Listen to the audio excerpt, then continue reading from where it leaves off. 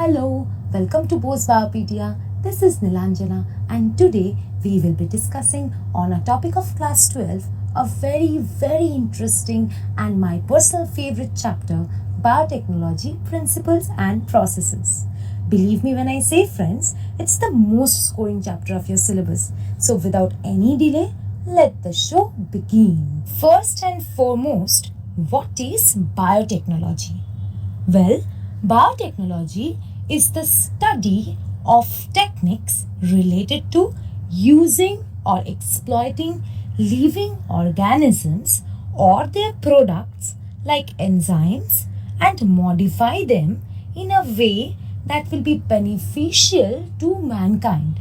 And when we say beneficial to mankind, it refers to making vaccines, insect resistant crops, correction of a defective gene in your body, etc.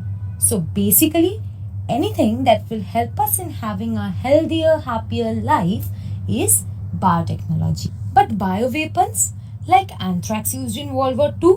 No, these are definitely not biotechnological products because they are not beneficial to us. Rather, they are a threat to life. This is the definition of biotechnology given by European Federation of Biotechnology EFB, which is important from your exam point of view as they may sometimes ask the exact EFB definition. Now you see, biotech is done by your mother almost every day in the kitchen. Surprised? Well, the curd you eat is a result of fermentation of lactobacillus to produce lactic acid, right? So we can say that we are using a microorganism to produce curd or yogurt, and that is beneficial to us as they are edibles.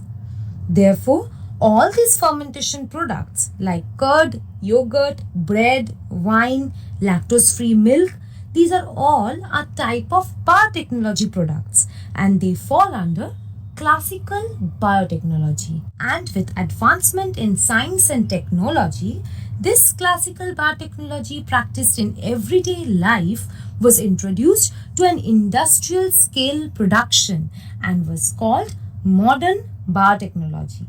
In modern biotechnology, instead of using the whole original organism, we started to genetically modify them and use them to make beneficial products in a large scale. Wondering about its applications? Well, modern biotechnology is used in almost every aspect of life nowadays, starting from vaccines, antibodies, defective gene repair, or even a test tube baby. Yes, you heard that right. We can actually make a cute baby in a test tube. How? By in vitro fertilization technique. We will see what exactly is in vitro fertilization technique in the human reproduction chapter. But for now, what is important is that this in vitro fertilization technique leading to a test tube baby is a part of biotechnology. Isn't it getting interesting already? Well then let's quickly see what are the principles of this awesome modern biotechnology.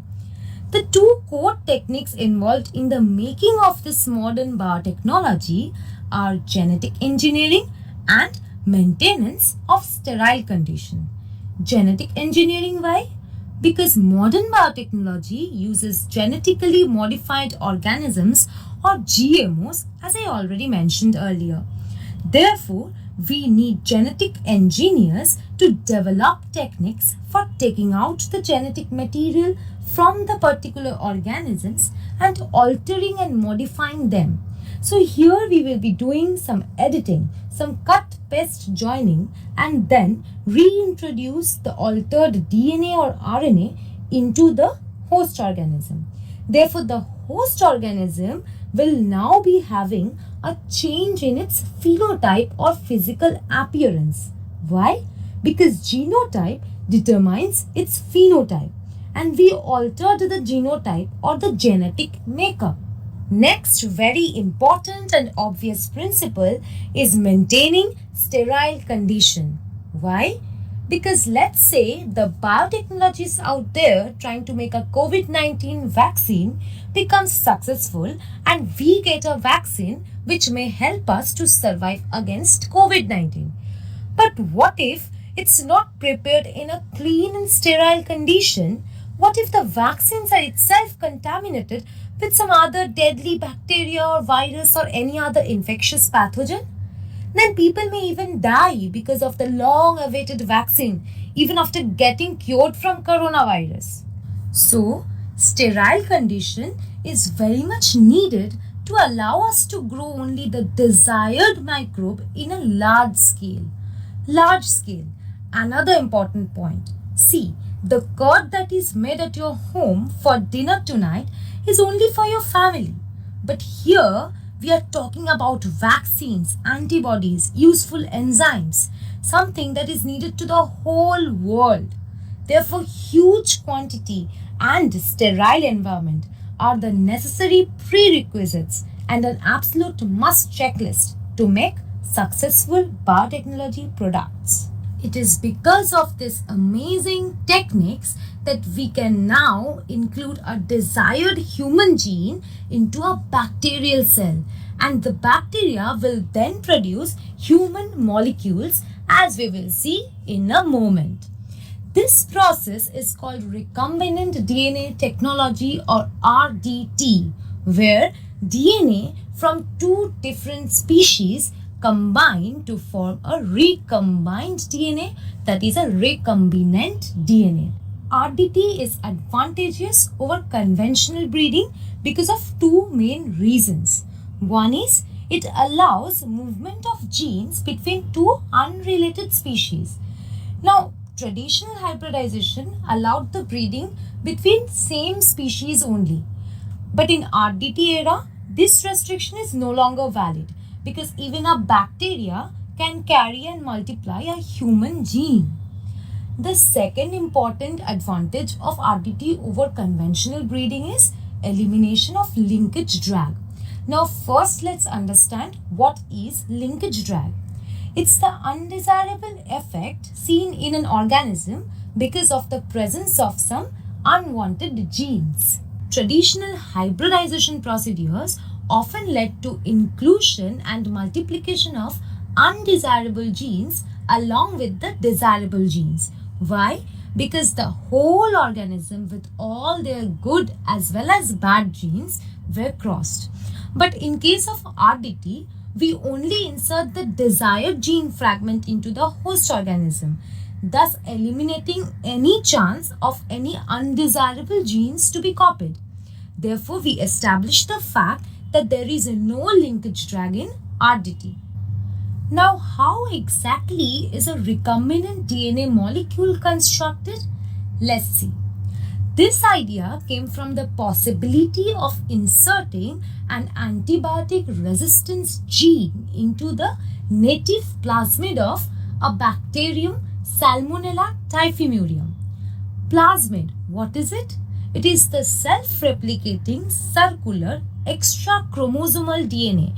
Extra-chromosomal. So it is not a part of the chromosomal DNA of bacteria, and that is why it is self-replicating.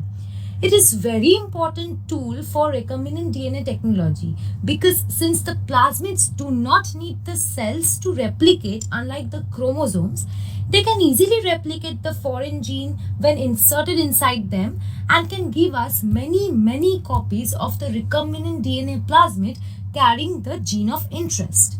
How can they self-replicate? Because they have their own origin of replication sequence that we will study while discussing details on plasmid.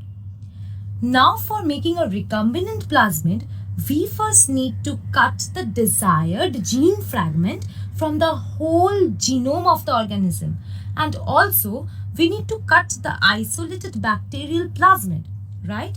Only then we can insert the gene of interest into the plasmid. So how we cut a DNA? Well, for that we have some special scissors. They are the molecular scissors. These are a type of enzymes called restriction endonucleases that help us to cut a DNA. Restriction because they cannot go around and cut any random part of DNA. No, they recognize specific nucleotide sequences called restriction sites which they can cut. And these restriction sites are palindromic in nature. That is, they read the same from both sides, like the word mom.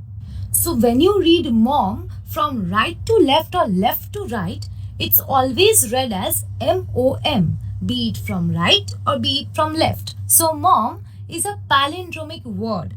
Similarly, palindromic sequence in a DNA is a sequence of nucleotide base pairs that reads the same on both strands when read in the same direction or orientation. That is either from 5' to 3' or from 3' to 5'. Now they recognize this sequence, but they cut between the same two nucleotides on the opposite complementary strands.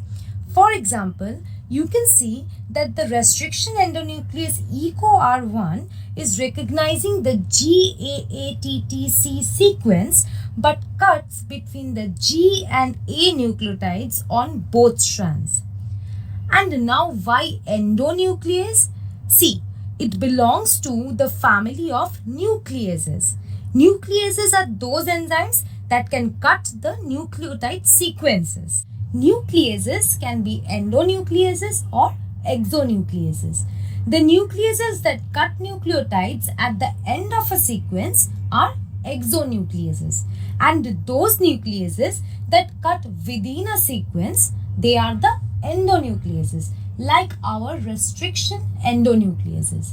I hope it's clear now. In EcoR1, E stands for Escherichia and Co stands for coli. R is the strain of E. coli from which it is obtained, that is the rough strain. And Roman number 1 at the end of the name indicate the order in which the enzyme was obtained from the rough strain of E. coli bacterium. These restriction enzymes recognize their own specific restriction sites in both the desired DNA and the plasmid, and then they cut them. So a single restriction enzyme, in this case EcoR1, is used to cut the desired gene and the isolated plasmid so that they give rise to complementary ends called sticky ends. The sticky ends produced in the plasmid will thus be having nucleotide bases complementary to those produced in the DNA fragment of interest. So these complementary ends will help the desired DNA to combine with the cut bacterial plasmid. Finally, DNA ligase, a God-gifted molecular glue, will act on the cut region and join or ligate the ends. Now, the plasmid thus produced is called a recombinant plasmid. We will insert this recombinant plasmid back to the bacterial cell from which it was initially isolated.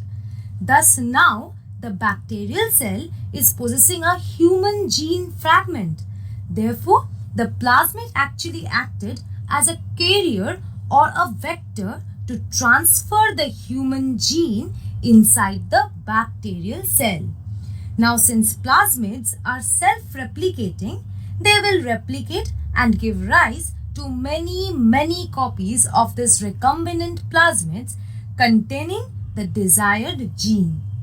That is the reason why plasmids are called cloning vectors, because they carry the DNA fragment as a vector inside the bacterial cell and also replicate them to form recombinant clones. So here we wrap up for today, and the next portion of the chapter shall be discussed in the upcoming videos. If you enjoyed watching this video, please hit the like button and share it as much as you can with all your friends. Also, don't forget to subscribe to Bose Biopedia, a channel where you start learning biology from scratch to advance. Thank you.